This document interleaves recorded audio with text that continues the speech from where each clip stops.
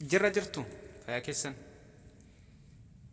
tole deebine ammas dhufne siniif waan adda ta'e tokko applicationii akkaan nama ajaa'ibu tokko siniif qabadhee dhufeera.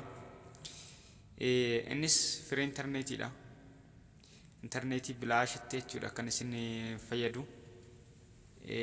Warrani moobaayilii fayyadamaniif jechuudha. Baay'ee gammaddan. Innaa akkasuma jechuudha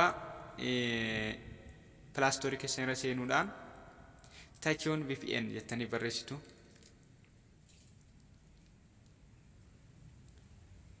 An buufadheen qaba.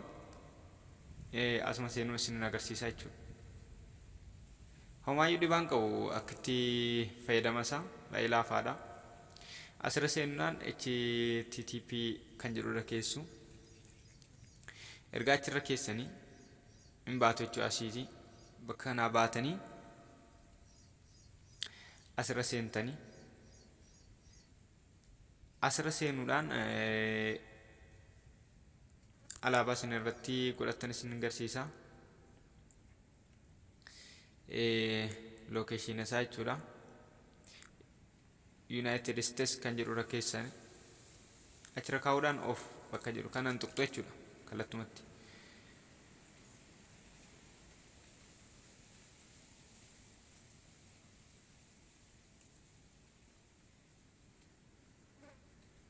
Turaan bana ayyan banee jira amma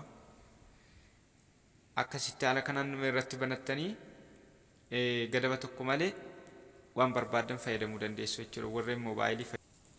Warreen moobaayilii fayyadamtan jechuudha. YouTubeis akka barbaadanitti iimoollee waan hunda dalaguu danda'a jechuudha. Duratti Facebookii malee hin dalagu ture kan qarshii 39 guutamu. Amma YouTubeis haala barbaadetti fayyadamuu dandeessu. Asumaanis YouTube kiyyaa subscribe naa godhaan siniin jedha channel kiyya. Abdii app jedha. Haala kanaan jechuudha subscribe gochuudhaan na deeggaraa siniin jedha. Kanaafiyyuu YouTubeis haala barbaadanitti waan barbaadan fayyadamuu dandeessanii jechuudha. Duratti Facebook malee waan biraa hin hojjetu ture. Amma haaluma kana ala agartan kanatti hojjechuu danda'a jechuudha. Galatooma nagaan tura.